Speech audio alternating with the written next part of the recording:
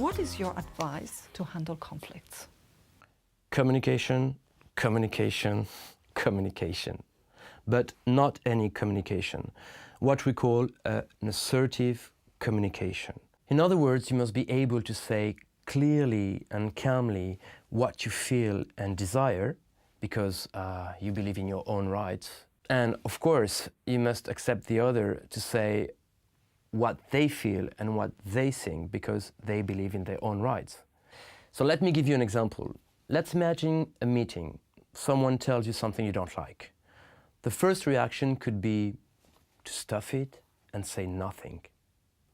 That's what we call the passive approach. There is also a common second type of reactions. For instance, someone does something I don't like in a meeting, and right away I tell him, "Don't do that to me anymore." He yells.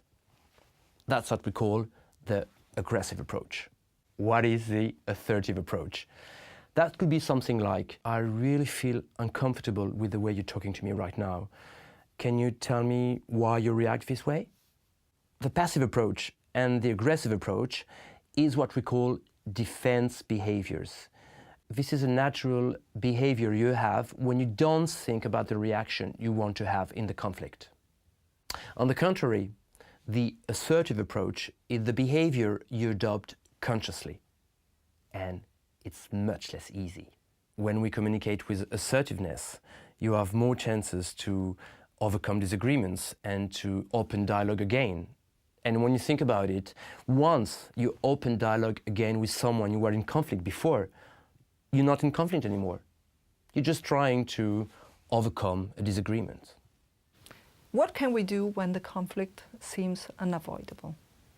Before deciding the conflict is unavoidable, you must ask yourself, have I done everything I could do to help managing the conflict? Because as you know, you're not responsible for the entire relationship, but just for 50%. Experience showed that most of the time we give up way before reaching the 50%, because conflict is something we naturally want to avoid, because it means having the courage to speak up and to listen to not necessarily pleasant things. But sometimes when you're absolutely sure you've done everything you could do in the 50% that depends on you, of course, you have the right to give up. Who is Mathieu Bisson? I'm an actor and a trainer and a coach at the same time. So as a trainer and a coach, basically, I help people to communicate better.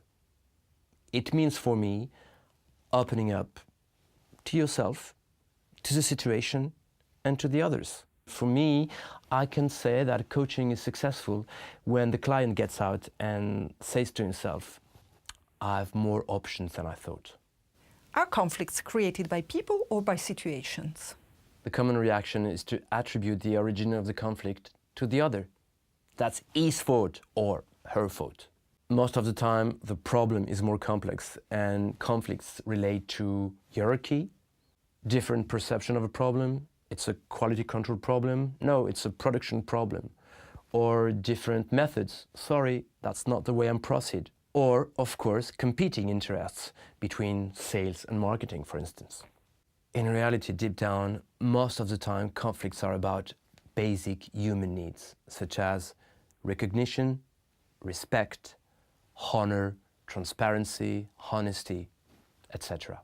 The real problem is bad or lack of communication. In addition, we all deal with conflicts in different ways.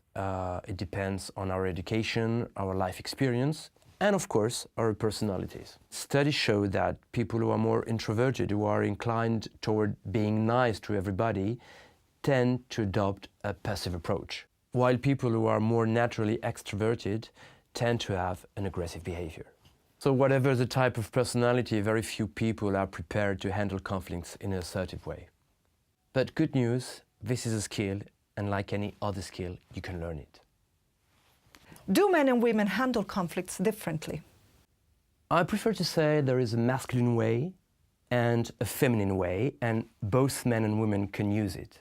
Still, no big surprise. From an early age, parents push boys and girls into gender specificities. It can be conscious or unconscious. And research shows that more men than women tend to adopt an open, direct behavior in conflicts, even an aggressive behavior, whereas women tend to have a more indirect behavior and tend to avoid it more often. In other words, men and women are terrible at managing conflicts, but in a different way.